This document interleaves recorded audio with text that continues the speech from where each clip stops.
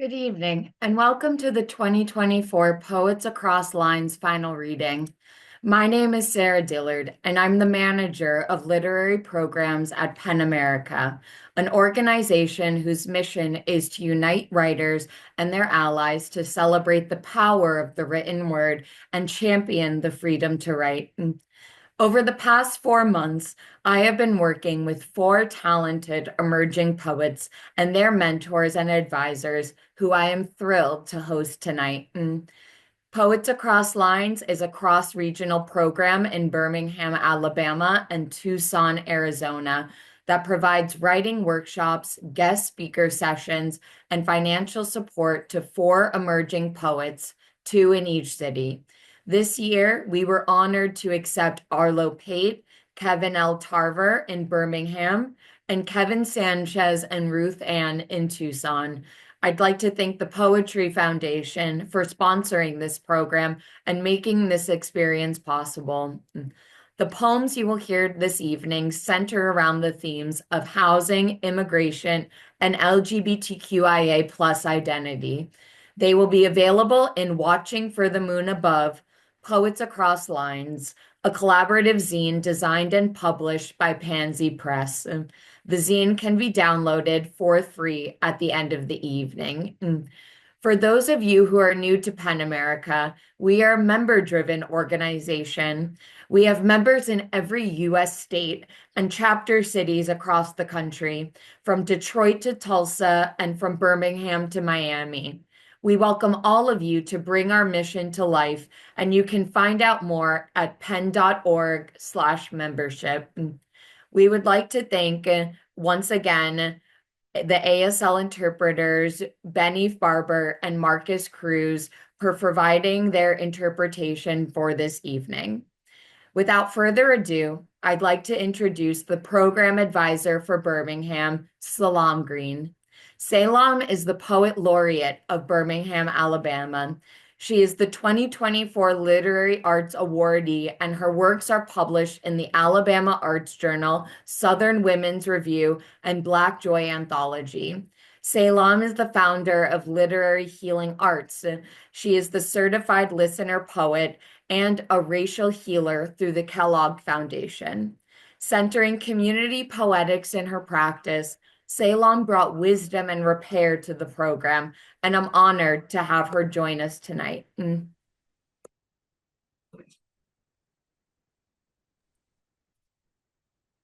everyone, and welcome. We are in person in Birmingham, and we are so excited also to be online virtually.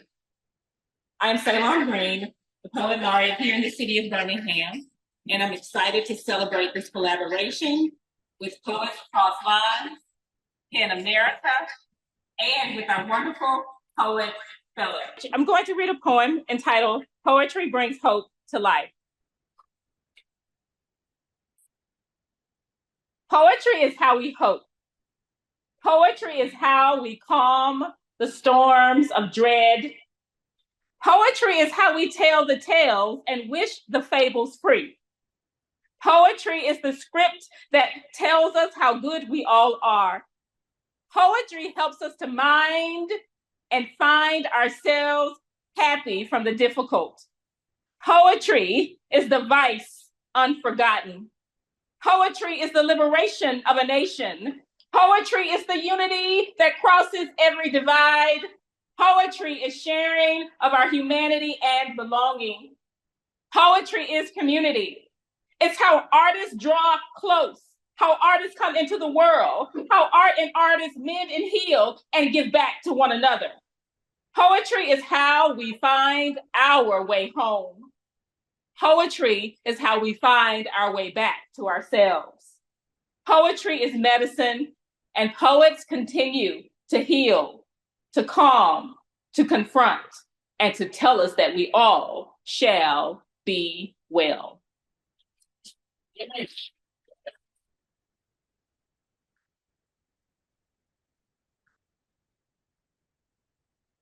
You can see.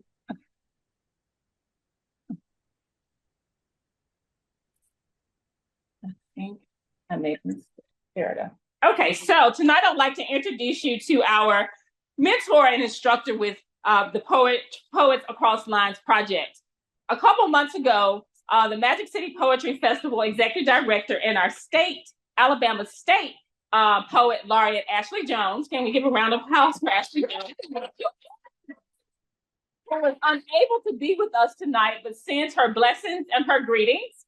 But because of the Magic City Poetry Festival and the wonderful grant that they got from PEN America and the opportunity to do this, we were able to not only have an economic pipeline for poets, but also for poet leaders in the community. And we have one of the best poet leaders in the community. And I'll tell you how I know, not just because of the work that Erica does, but because tonight she put up with me and my crankiness. And then I'm sure I have some friends in the audience that said, we put up with Ceylon crankiness all the time. I don't know why. Yes, I am. But I'm happy to introduce tonight a master instructor, a master teacher, and a master mentor, Erica Wade. Erica Wade is a Southeastern Emmy Award-winning voice, yes, actress. Erica Wade published her first chapbook at 19 years old, Eyes to the World. Yes, wow. Erica Wade has performed and showcased her wonderful artistry off Broadway in Los Angeles festivals and here in Alabama theaters. In 2016, y'all, Erica was ranked as one of the top 22 playwrights in the nation by the Kennedy Center MFA Playwrights. Erica Wade is founder of Glenda Baby Productions, and tonight we have Miss Glenda here with us with donuts and coffee and her baby girl. And finally, Erica Wade is the 2024, we talked about the 2024 Southeast Emmy Award winning voice actor, and Erica currently, right now, is a writer in residence for ASFA, Alabama School of Fine Arts, which she is a graduate of. And the best thing I would say I love about Erica, she has a sweet, sweet little doggie. Yes. And I have a sweet, sweet little doggie. So my cranky self and her beautiful self have doggies. And coming to the stage, Erica Wade, you all, give it up.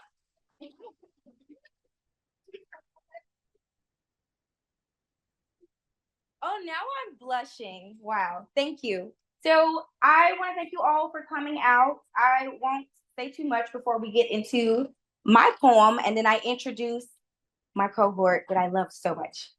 So this piece is called Black Rage.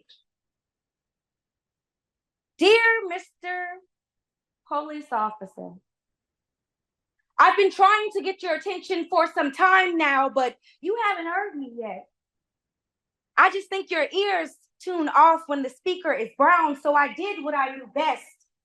I took to the streets, multiplying picket signs and chants like weapons of mass destruction. You tend to hear me better when Black rage turns to public obstruction. This is an open letter. We are angry. We are hurt. We are speaking loud enough to raise our demons from dirt. So if they gun me down, I hope they use these words as ammunition. Drop these thoughts for my people whose voices are drained. Drop these pleas like anthems as we ride against evil. We are mute lest we raise our voices, our fists. We piss. Black dogs on American chains. Close enough to freedom, but we can only smell the rain. Mr. Police Officer, we were awoken during the American dream. We've been led to the opportunity line to have our pigments screened, our private seen, our culture demeaned. We have so many bullets hidden into our chests, we've made them into amulets. We learned how to make something out of nothing when we laid Martin Luther to rest. Mr. Police Officer, I'm afraid of fresh air. Anticlimactic days, you know those? And grass beneath my feet. I could lose my life today if I step across the opportunity line you chose to draw for me. If you hand us the 40 acres tomorrow, I might not live to see it because Birmingham in 64 and 2024 look awfully similar to me. Black blood rolls like the crimson tide.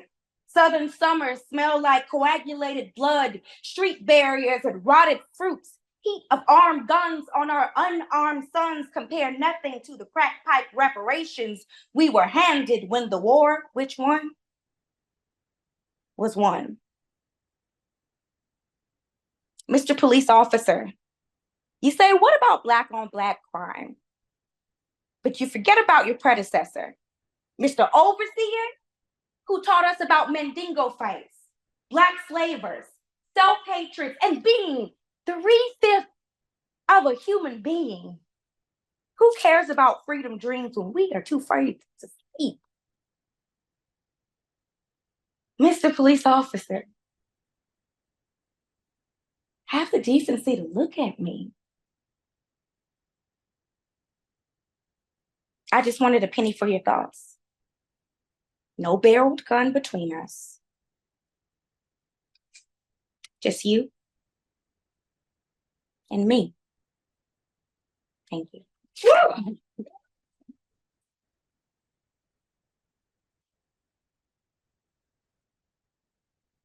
Now on to the good stuff. This season of working with Kevin and Arlo has been spectacular. The role of mentor to guide the poets through the workshops and prepare them for this reading, but that was just the beginning of our work. We created safe spaces for sustainable creative processes, and vulnerable storytelling makes their work striking. Oh, I skipped a line. There we go.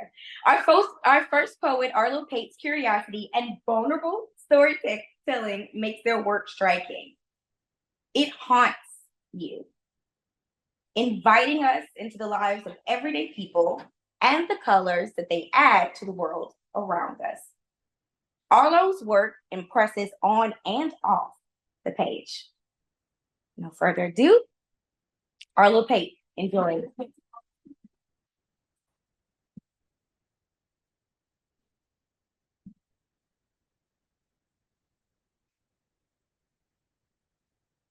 Hi, everyone. Hi. Hi. It's so wonderful to see so many dear faces and new faces, soon to be friends here. I'm so glad to be here. I just wanted to say thank you so much to Erica, to Kevin, to Salem, Sarah, and the committed team who shaped this fellowship so carefully. I'm forever grateful. I'm going to be sharing 4 poems which emerged from reflecting on housing, the institution of paying rent to survive, and my experiences being trans, queer, here in a community of trans and queer loved ones here in the South. For me, transness has been a portal into deeper understanding of myself and the world around me. Sometimes painfully, sometimes joyously, but mostly all of it in between. I like to think this permeates the work that I'm about to share with you. And with that, I'm going to get started. This first one is called Blue Ridge.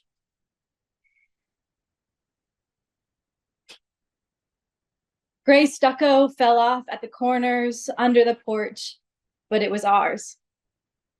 Window beams shining through, dusty buttercream chiffon on my face, whisking off Montfort Cemetery Hill. Sometimes we'd hear the mourners and feel lucky we had not yet felt tragedy like that. We would. Thank you. This next one is called Tribute, and it goes out to my dear friends. Tribute. S working the night shift at the Cineplex 6 nights a week. R selling his extra Adderall to queers trying to stay awake so they can make art when they're off the clock. H trying cam work. Her clients stay in line mostly. The money is good. The eyeliner transporting. C going home to Florida after selling his shit on Facebook Marketplace. Me licking up envelopes for some Democrats' mailing campaign. M picking up trash by the creek, under the bridge, by the road, working for Amazon for 2 weeks before quitting. It was bad then. Running the mail for 4 months, bad too. K trying again for the head bartender job. Their boss is a racist fuck, so they keep turning tables so hard they can't fall asleep for hours after their shift. Me filling in as banquet staff, using masking tape to get the cat hair off my pants. C bringing his coworker with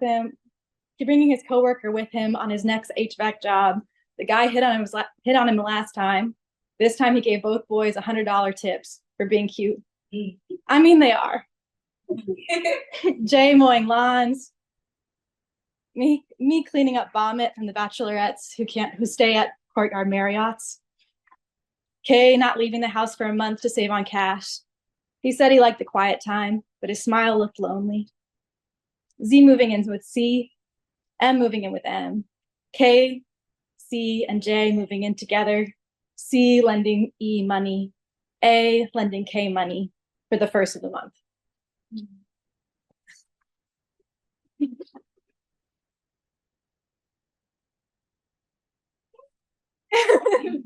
Yeah. Thank you. Tracks. Looking back, I could have made it. Hopped down off the tracks right before the train passed, just like he said. If I had been braver, I would have seen the oncoming tracks were connected, and I could have piano stepped my way across while the Cumberland stayed 200 feet underneath, following him to safety from a danger we both created. We did not need to cross train bridges. We did not need to cross train bridges. We never needed to walk the tracks. Russian rouletting our toes on pig iron nails littering below was a choice. Looking back, I could have faked it, at least until I fell apart. I could have stayed a girl a little longer. I'd move next door, stay up until 3 a.m. over Mexican sci-fi labor films, then walk the storm drains under Tennessee State U's gates and harmonize little songs in the hollow darkness, our backs curving in the culvert. He'd say, looking back at me, "You're astounding." Exactly what I want. So good. And I would be a girl, not a girl boy, impersonating a girl, liking a boy, doing things a boy might do to a girl, but he's not a girl. He's a boy, and I am too, kinda. So here we are, 7 years buried, and he motions for me to walk across the train bridge, and I don't. There are more fun ways to accidentally die.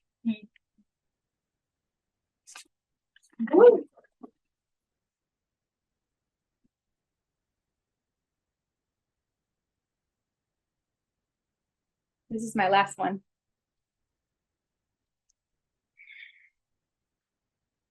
Sanctuary. Your back on my back. Spine, spine. You know, my dreams have been more grotesque lately. Snarling beasts nipping at my heels, bleeding me out, hurting me to cold blue states far from home. I'll come back when it's safe again. Promise.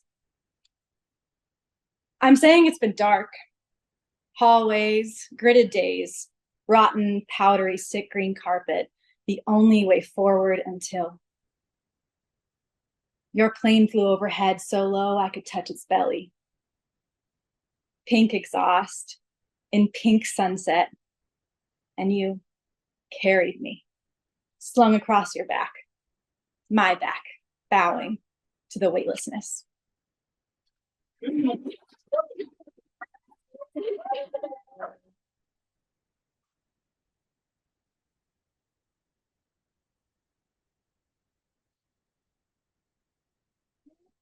I have no right to claim to be nobody's mama. Y'all, my heart. Okay, I'm gonna move on. Okay. All right. Yes, another round of applause, please.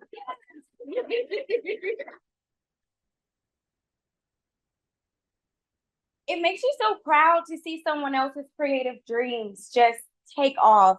You know, I'm gonna tell on y'all a little bit. When both of these poets started this program, they did not think that they should be here. I'm just being honest. They didn't. They didn't. And I said the same thing. I was like, are y'all insane? What's going on? I'm the one that read this, so if you think I got bad taste, let's talk about it. But every single workshop, beyond workshops, I know this is not on my transcript and I'm going off book, y'all can fuss at me later. Every single time they rose to the occasion and then some. Yeah. I can't take any credit for any work. This is all them, and I'm so happy that you all are here to witness it. So, our final Birminghamian poet, Kevin L. Tarver, is what I often think of as the glue of our cohort. He brings honesty and the fearlessness to tell his stories his way. Kevin's work comes alive in performance as his empathetic and nuanced portrayal of the people and places that inspire the work marry rhythm, style, and tone. Bringing it home for Birmingham, Kevin L. Tarver. Thank you.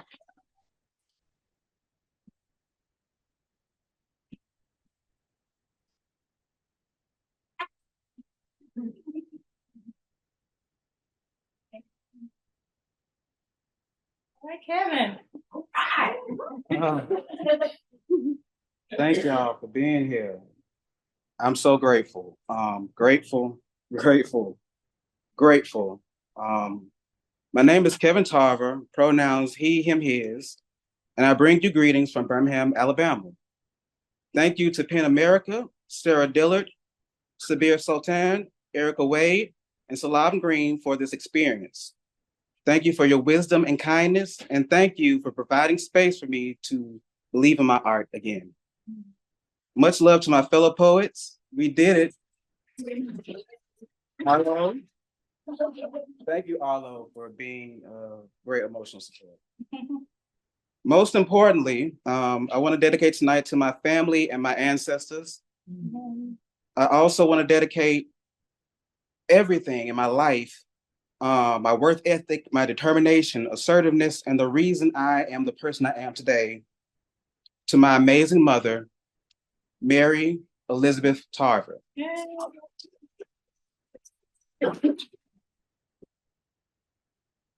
She dreamed me into existence, and words cannot express how grateful and proud I am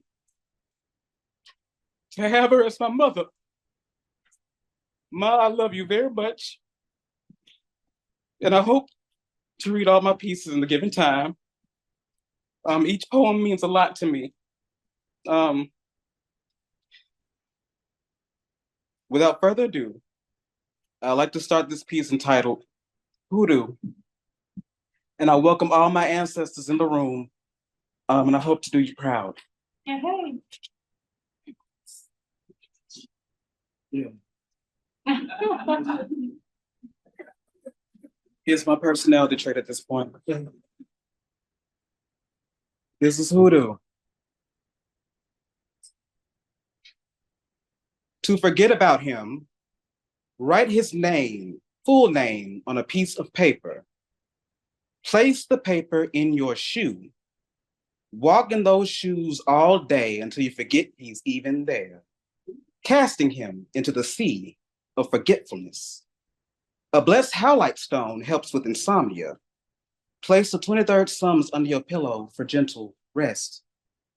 Never burn or cut a picture when you are angry. Acknowledge that earth, wind, water, and fire both heal and destroy. Get a cup of water. Pray over it in the name of the Father, Son, and Holy Spirit. Drink of each until you feel it. To get to the truth. Burn hyssop, deer tongue, and licorice root. Smother with lavender so it won't hurt so much when you hear it. Bag the ashes. Bless your head with the soot. Stand firm on the soil, you must be barefoot. Step by step, toe by toe, be one with nature to understand growth and breathe.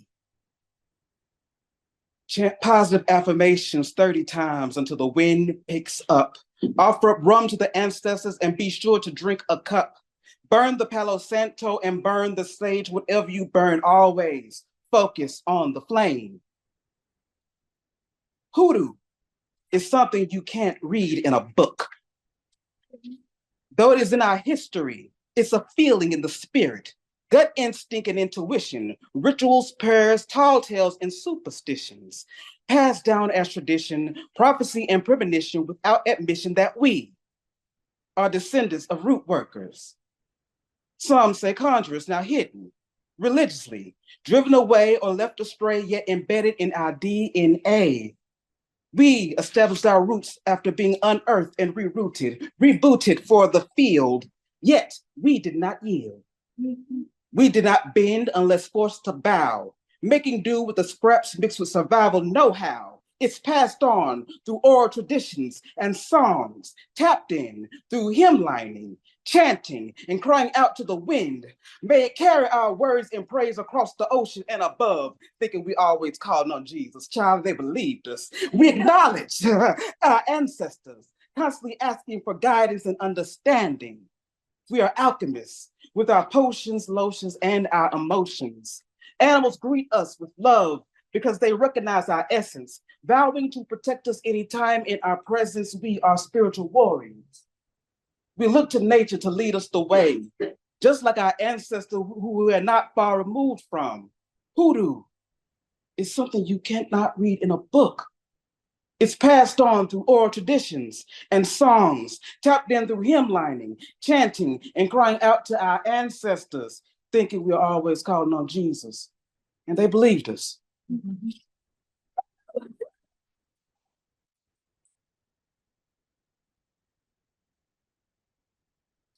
Thank you. This next poem is entitled Icarus. I saw Icarus fall from the sky. They said it looked like that boy flew too close to the sun. His waxen wings melted as he crashed into the sea, never to be seen again. I wasn't the only one to witness this incident. Other people saw him fall. The phones were out capturing the fall, but no one thought to capture Icarus. Others didn't flinch or notice. Ships continued to sail by without missing one wave. But that ain't what happened. I saw Icarus fall from the sky. It happened on 1st Avenue North near East Lake Park. And he didn't fall. No, he got shot down before he could reach the sun. It was a flyby shooting. Turned that boy's wings into Swiss cheese. With nary a feather in place, nor a recognizable face, spiraling downward, crashing into the lake, never to be seen again. And I wasn't the only one to witness this incident. Other people saw him fall. The phones were out capturing the fall, but no one thought to capture Icarus. Others didn't flinch or notice, and some kept on fishing. And the geese continued to roll on by. Sadly, I'm not surprised. Icarus and his daddy have been flexing on the gram and in the streets. They talk a lot of shit, and they have beef with the creeps. I heard they from Enza, so I know they got minotaurs in heat. From AKs to Glocks with those bullets on repeat. Switch to Mr. Bourgeois' class. As we learn W.H. Auden's Musée de Beaux-Arts. Oh, how the world works when it comes to our suffering. The ships will continue to sail without missing a wave. The ducks and geese will continue to paddle by. I saw Icarus die in the sky right before he could reach the sun. It was all captured on camera. Thank you.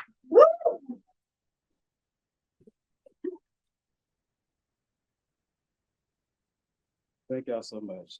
This poem holds a special place because I am in East Lake and I live in East Lake.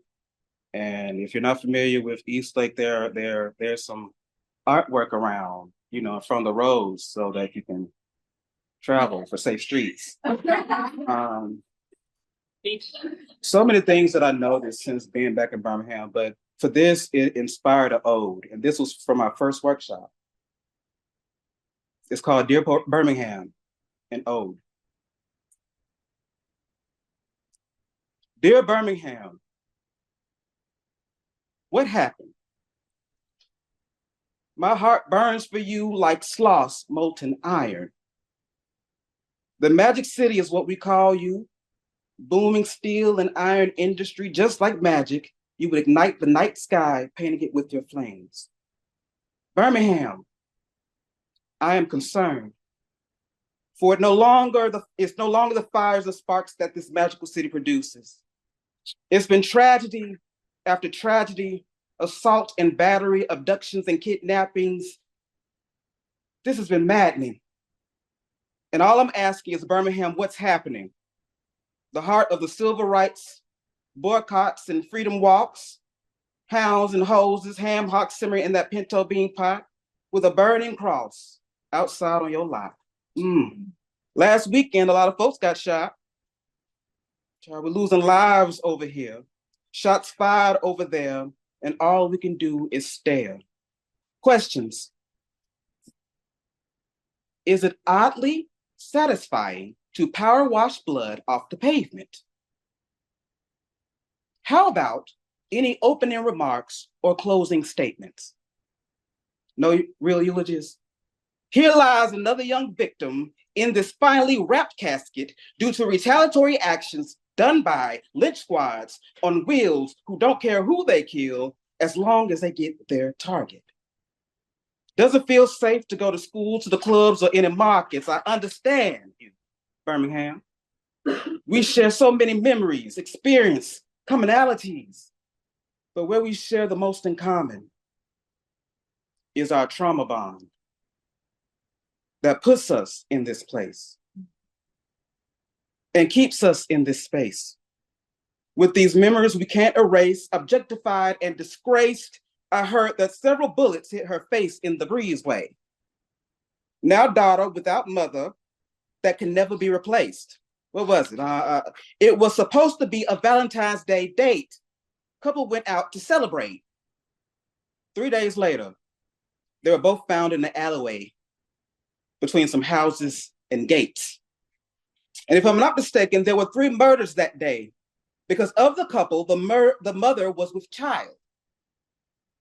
And oh yeah, they found her partially clothed. They found her bruised and bloody on the side of the road. Birmingham, this was supposed to be an ode. However, I'm busy emotionally time traveling just to get a grasp on what the fuck is happening. Magic City, I am concerned. My heart burns for you like sloss, iron ore. But my dear sweet Birmingham, my heart aches for you even more.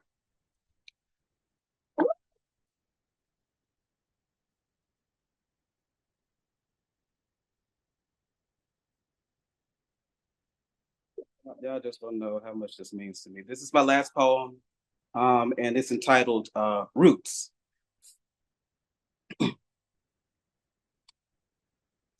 I come from roots that grow pecan and sweet gum trees. Honeysuckle on the bushy vine clinging to the gate, potholes in the roads and cracks in the pavement. Kids riding their bikes down that steep hill on 4th Avenue South at high speed. The candle lady, oh yeah, she's applied all your snacking needs. Cool cups, fruit chews, chips, and pickled pig feet. Sitting in front of the dusty air conditioning to beat that Bama heat, while I'd refreshingly say, air, as breathily as I could, to express gratitude for keeping me cool. These roots had me zoned to the nearest public school. Not middle school, though. No, Mom wasn't having that. She wrote a letter to the Board of Education, spitting straight facts. My son is gifted. My son is brilliant, and honey, he is blessed. Know what the board said? Say less. Trips to Payless shoes and shoe carnival, Order from the JCPenney catalog and Avon catalogs. Stage plank cookies dipped in milk. You can buy them from Woods Drug Store, Western Supermarket, and even Conoco. Roots that are barely here anymore. Roots bearing the weight of thin potted plants and barricades, making way for safer streets. Holding town hall meetings with every block barely there, but those who are barely have the capacity to share their true feelings. So what good are these meetings if we're not following through on the proceeding that these barriers would be uprooted, but I reckon all for good reason. Because these blocks are still here going into the winter season. On my roofs, where Village Market is gone,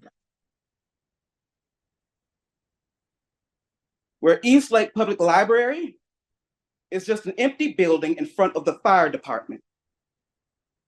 Response time, questionable from my experience. And surely we can do better, much better than this.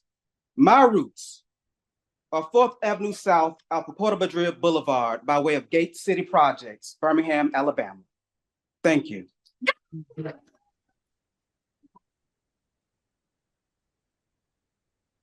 And I would like to say thank you, Kevin, Arlo, Erica, and Salem, for showing us the magic that is Birmingham.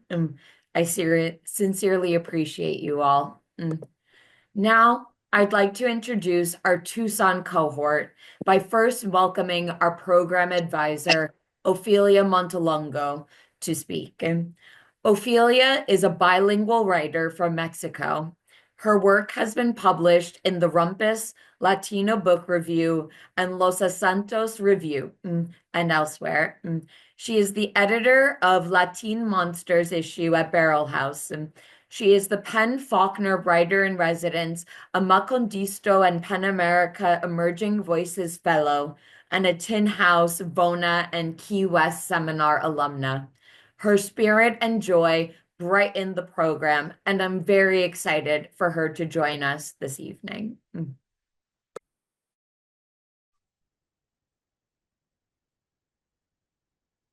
Thank you so much, Sarah. Just want to make sure I'm highlighted. Yes. Okay. Thank you so much. And honestly, I'm a little jealous of Birmingham, Alabama, that everyone is reunited over there. I wanted to do the same. It would be so wonderful. Thank you, everyone. And I'm just blown away by their poetry. And I just needed to take a minute and just it was amazing. I'm speechless, but I will read a poem and introduce to Gabriel in a second. So I want to thank PEN America for creating programs like this that enrich our lives. And I'm really happy to be the advisor for the Arizona section. And I'm actually moving back to Arizona, so you'll see me there. And it's my honor to introduce to your Tucson mentor, Gabriel or Gabriel. But before that, I'm gonna read you a short poem, that you can also gonna be able to find in our zine. And there's some Spanish and here as well. Podría escribir algo cliché, o tal vez algo que ya ha sido escrito una y otra vez. Un poeta solo puede esperar a no ser olvidado en la travesía de la vida. Arizona is alive despite the constant simulations in other people's minds. Rarely we see her as a non-barren of words or as the product of poetry. Arizona is the lady who shares the land of my ancestors. How guilty I am of not seeing her. We romanticize poetry as a tool of union and community. Can poetry stop wars? Genocide? Climate change? Poetry is the helmet of a warrior already in battle, en batalla. How guilty I am of not seeing the border, in not seeing the desert and its wars, in not knowing the name of plants in the carretera road. Poetry is a factory of memories in a desert and barrenless world. How lucky we are to be in the assembly line. And I was just thinking of poetry and that was the end of the poem, by the way. And poets across lines and these words were born. And I often think about how lucky I am and the privilege of writing and the privilege that we get together as a community. But since I was a child, I decided to be a writer. But I never thought about that privilege that we have in the process. In programs like PAL, a reminder that we need to each other in this solidarity. It's sometimes a little bit lonely endeavor, but together, as we can see, we are not alone. We're never alone. And being an advisor has solidified that idea of expanding our community, expanding our love for words. And we, the poets and writers, know how healing poetry can be, but how it can save others who don't believe in it. And I just want to remind everyone, our work is never done, right? And it's the drive that makes me see, like on the road and the border, no? So thank you everyone for this experience. And we, as warriors, we had to keep our helmets on, right? And now I'm gonna stop talking, and I want to introduce you to Gabriel. And I first met Gabriel through his words and his book, Border Simulator. And I honestly fell in love of his creativity of portraying a place that has been monstrified over and over again. And he does an amazing job in writing about the border in a very different way, a place that for me is like I go back and forth, from Mexico, I'm from Ciudad Obregón, Sonora, going back and forth. And the way he portrayed it, I was mesmerized by it. So Gabriel Dosal is from El Paso, Texas, is a poetry editor for Diagram. He received his MFA in poetry from the University of Arizona. His work appears in Poetry Magazine, Guernica, Bob Magazine, the Iowa Review, the Brooklyn Rail, the Literary Review, Hunger Mountain, The Volta, Contraviento, and more. His debut collection of poetry, The Border Simulator, o El Simulador de Fronteras, is available from One World Random House. So, gracias por la confianza, and Gabriel, bienvenido. Ophelia, thank you for the kind words. It's been an honor to work with you and Kevin and Ruth Ann as well. Teaching this 2-personal workshop here in the fall, it was a fantastic, great honor. I was lucky that Kevin and Ruth Ann were already talented poets, but we fine-tuned their work in these workshops, and I'm happy to share their poems with you. Before that, let me tell you briefly about a field trip that the Tucson chapter of Poets Across Lines took to an open mic. All 3 of us went to an open mic, and we all read some new work. We took some chances, but it was a great experience reading at Revolutionary Grounds bookstore here in Tucson, and it was an honor to share the stage with Ruth Ann and Kevin. Before I introduce Kevin and Ruth Ann, I'm gonna read a poem.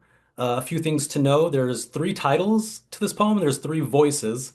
You're gonna hear the voice of Neftali, who is from a made-up country named Salvador. It sounds a lot like El Salvador, but it's a made-up country. It's spelled a little bit different, like the word salve. You'll hear from Neftali. You'll hear his voice. You'll hear from a character named Freddie, and then finally you'll hear from a character named Cadaver, or Theo Cadaver, who is a tattoo on Freddie's face. Okay, here we go. Here goes. Here's the 3 titles. Undead Customs. A border that once let Nefta and his sister Seme leave for a new home has now brought them back for a different round of interviews. Ay carne, I saw, Neftali speaks. My mother was a saucer. My father was a saucer. And me and my sister are the sauce. And we lived under meat sauce in a meat restaurant in Salvador. Our meat restaurant, Ay carne, I saw, like all meat restaurants, was drowning in eyes, and the eyes of Salvador belonged to Mara Salve Trucha. MS-13. M is the 13th room of our alphabet. Was not a salve, like their name suggests.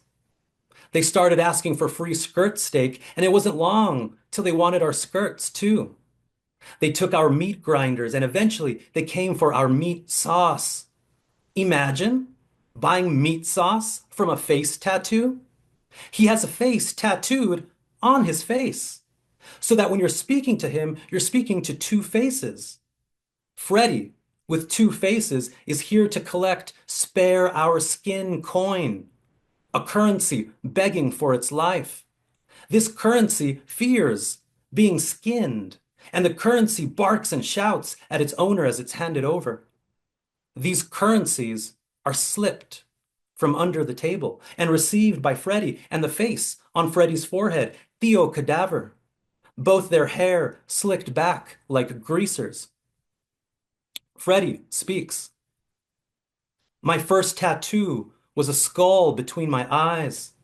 Then I buried dead in the jungle, lost among pockmarks of the salves. Us, coolant, snatched grace from no tats. The face on my face is my Theo Cadaver, and Cadaver now sees all that I see. You can't be born a tattoo, but you could be born again a tattoo. I chase trails, caravans make lightning in my veins. At home, we loosed arrows our Mongolian draw. Theo Cadaver now speaks. I was reborn as a tattoo on the face of Mijo Freddy. I see everything Freddy sees, and right now I'm seeing the hush money, the whisper money, the quiet money. I wish I could whisper to pesos. Shh, tu turno para dormir. I've passed into the world of the undead, but the world of the living will know me by my mijo's tattoo of me on his face. I have toiled in the world of the undead. Life is better in the pasture of ghouls. There's fewer lines and PlayStation 2. Our wisdom of the border is received, though we are not sure where the wisdom comes from. Sometimes the wisdom comes from a crosser under the table. But that's all I could say about the wisdom crosser. I couldn't identify or tell who specifically provided the wisdom.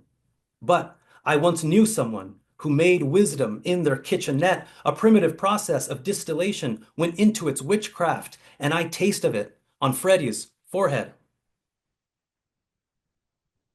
Thank you, guys. That's a very strange poem. That's something that we talked a lot about, me, Kevin, and Ruth Ann. You try some different things. You try some new things. You see what's working. I think some of that's working. Yeah. Okay, so I'll be introducing Kevin first, and here's a little bit about Kevin's work. Kevin Sanchez reenacts the emblems of his life deeply. I mean, I guess we all do, but the memories are imbued with exactness and precision in Kevin's work, and plenty of surprise for the reader. Exploring Tucson family history, as well as our current technological moment, while playing with poetry as a visual form.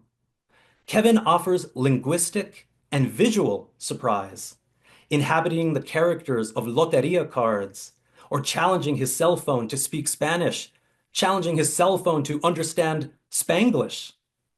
Kevin Sanchez is a poet writing in 2024, a time that desperately needs art that speaks to our current technological lives, and Kevin Sanchez's poetry is up to that task and more. Please help me in welcoming Kevin Sanchez.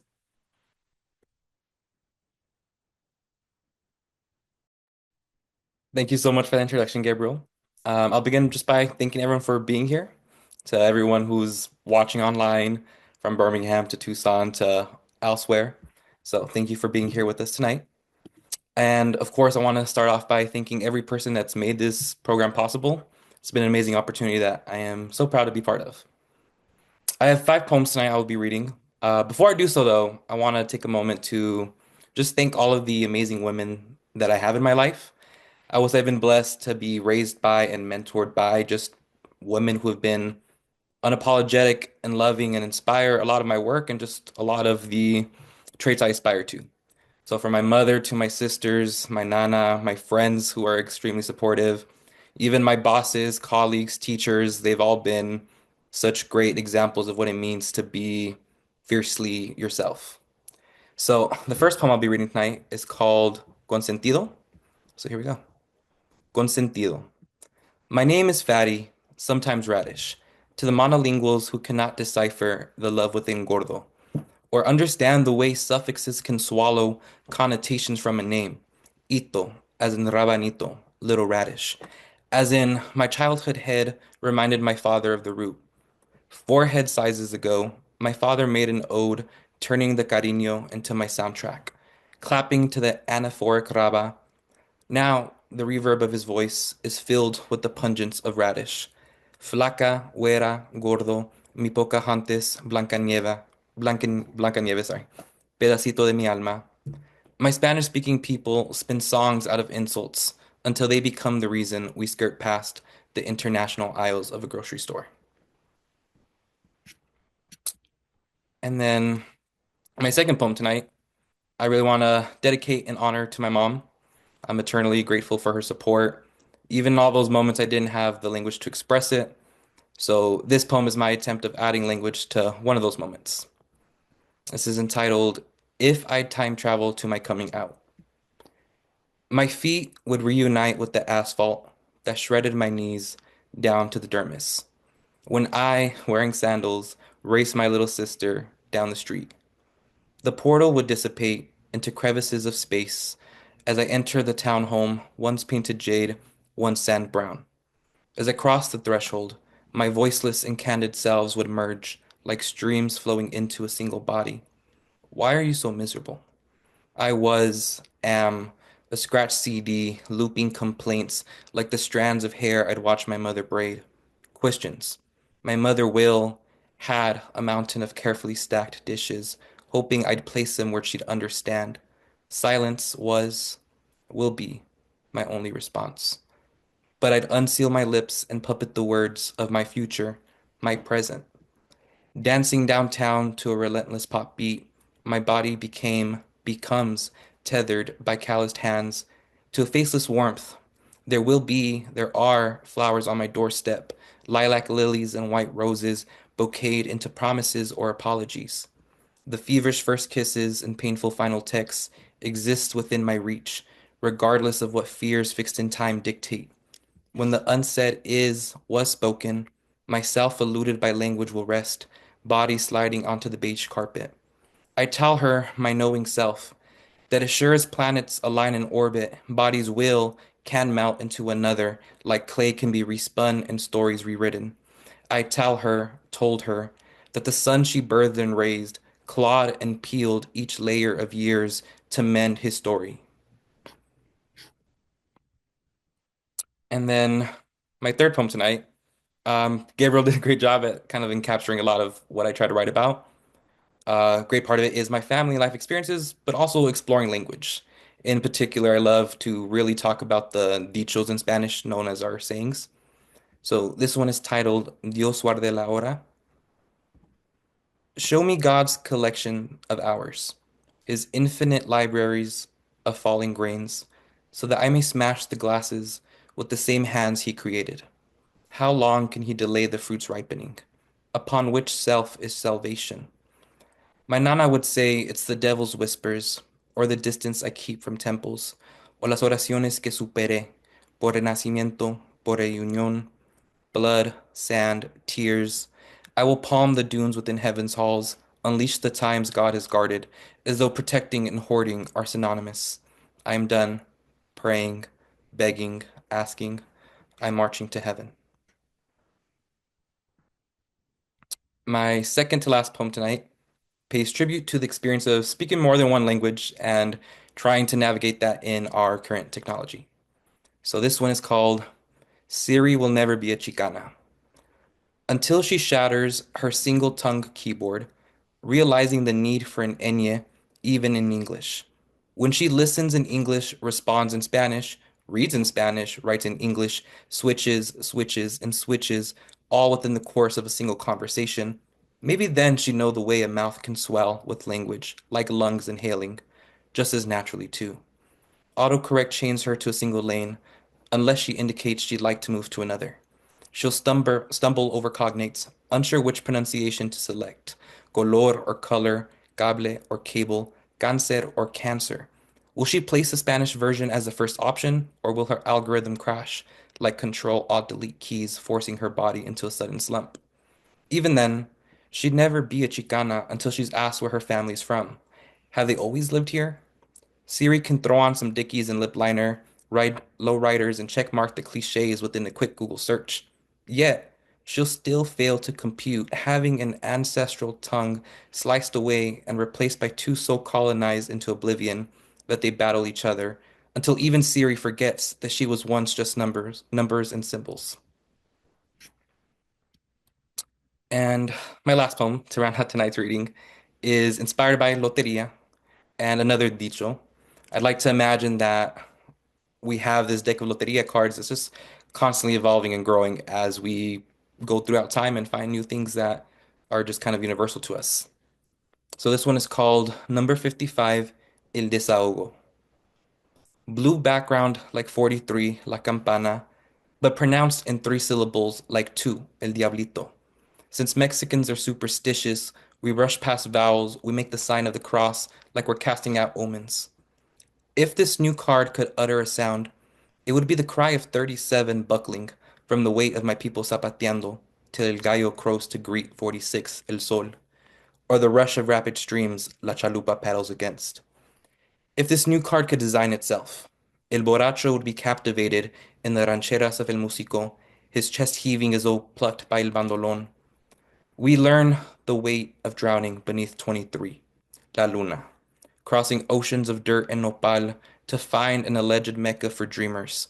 We learn the weight of drowning when visited by 14, La Muerte, as the room left on our altars dwindles as we plant marigolds and macetas to offer.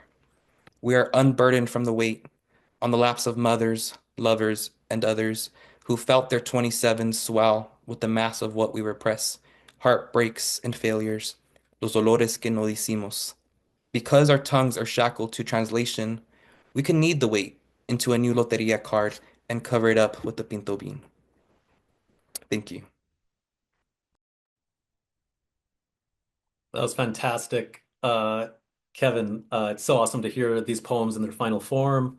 It's so awesome to see the progress that you made. It's super exciting. Here's a little bit now on the exciting work of Ruth Ann, who I'm very happy to introduce. Ruth Ann is an ace. Ruth Ann is serving aces with their poetry, their timing, their knack for surprise and scouring critique of the subjects they inhabit.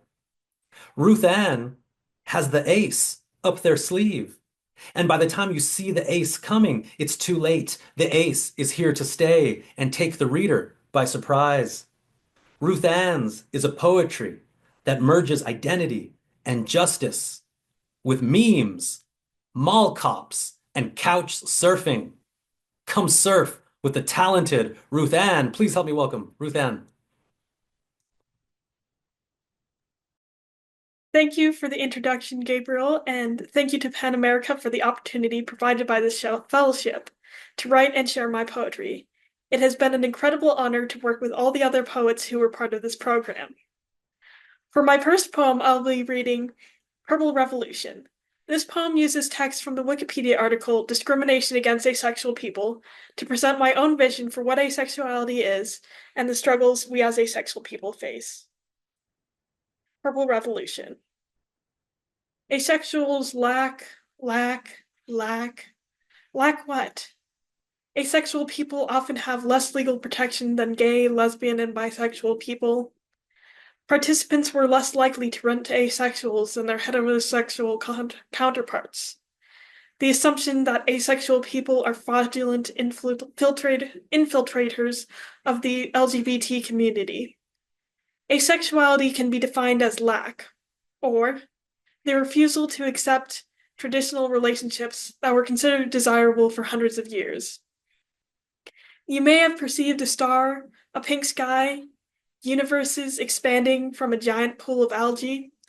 This is also asexuality.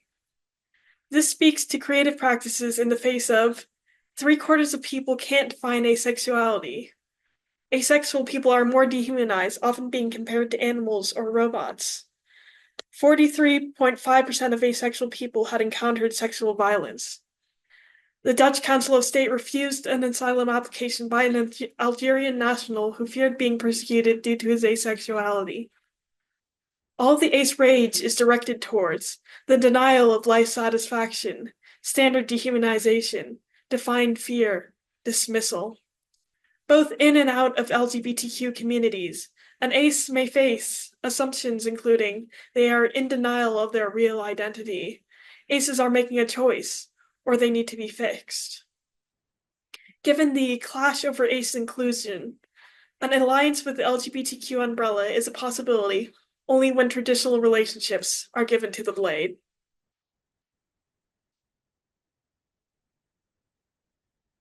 My next poem is a short series of 3 triplets, each with a different tone, that all look at the topic of homelessness among asexual transgender people. Homeless transient. Couch surfing is the homeless ace version of sleeping around. Did you know 27% of transgender asexuals will experience homelessness? To all 3 trans aces I saved from homelessness by being the 1 in 4. I hope you make it through, okay? My third poem also addresses homelessness, but through a bit of a humorous lens, although I do still take the topic seriously. It uses text from the screenplay for the movie Paul Blart Mall Cop 2. I asked Paul Blart to consider what he would do if he were on the other side of an interaction where he might force a homeless person out of a mall. A human face to those without a home, for Paul Blart and any other security officer. When you see someone who's living on the street, it's all, do you have any identification? I would need a valid driver's license. I'll have you removed from the mall. My hands are tied.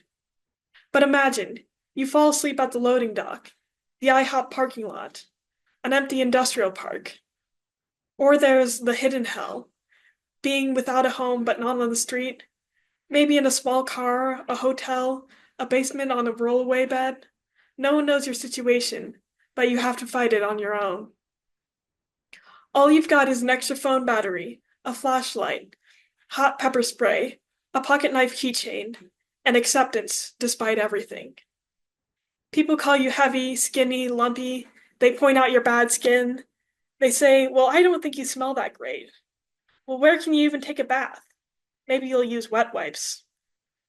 People think of you as shoplifters, pickpockets, the freeloader stealing a nap in a Brookstone massage chair, when really you might be Myrtle, an elderly janitor at a Dave & Buster's. You've actually got amazing skills, Segway dancing, yogurt making, helicopter flying, but you think to yourself, nope, my fault, I deserve to lose everything. Maybe you turn to a drug, tobacco, a drink, just to keep from going insane. When people see you in a Louis Vuitton store or on the poorly lit street, they say, call a cop. Well, these animals, I had no choice but to take them down. Get me security. What about your security? What about making security without police? What about being alone? Your fear of being alone. I'll leave you alone. We live as we dream, alone. Can you imagine trying to get off the street alone?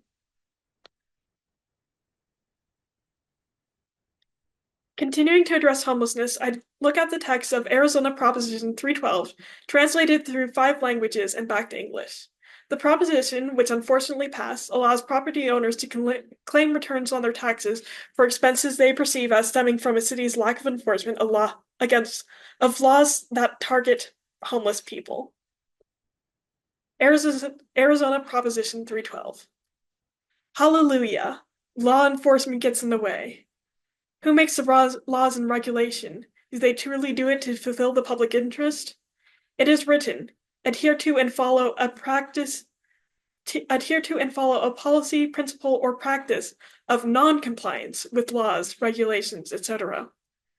Current laws prohibit illegal camping in trails, physically existing in public, looking at each other, asking why, kissing, or otherwise challenging the status quo. Property and householders are at risk of recognizing their privilege. Get written quotes to reduce the risk of witnessing a private moment. Eliminate or reduce human risk of dying on the street. Get the money back and understand the implications of disregarding the lives of homeless people. Executive apologetics. It's about wealth. Hallelujah, we can make different decisions. My final poem is dedicated to an asteroid that was briefly pulled into Earth's orbit for a time that corresponded with most of the Poets Across Lines fellowship. Dubbed Earth's mini-moon, or second moon, I wrote it a short bilingual acrostic poem. Moon/Luna, for asteroid 2024 PT5. Maybe this will change everything, or perhaps it has always been this way. Objects circling each other in an ornate dance. No matter what, I love you while you're here. Las diferencias pequeñas también pueden ser grandes. Un momento después, realizo que todo siempre es lo mismo. No puedo mapear los bailes del cielo. A pesar de todo, te amo mientras estás aquí. Thank you. And thank you, Kevin, Ruth Ann, and Gabriel Ophelia, for bringing your authenticity and use of found language to this program.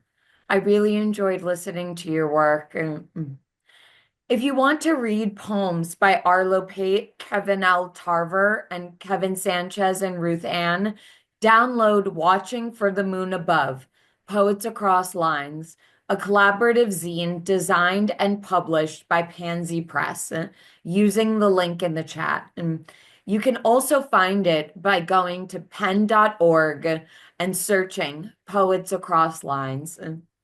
If you want to learn more about Poets Across Lines, the writers presented this evening, or other programs offered by PEN America, please email pal@pen.org.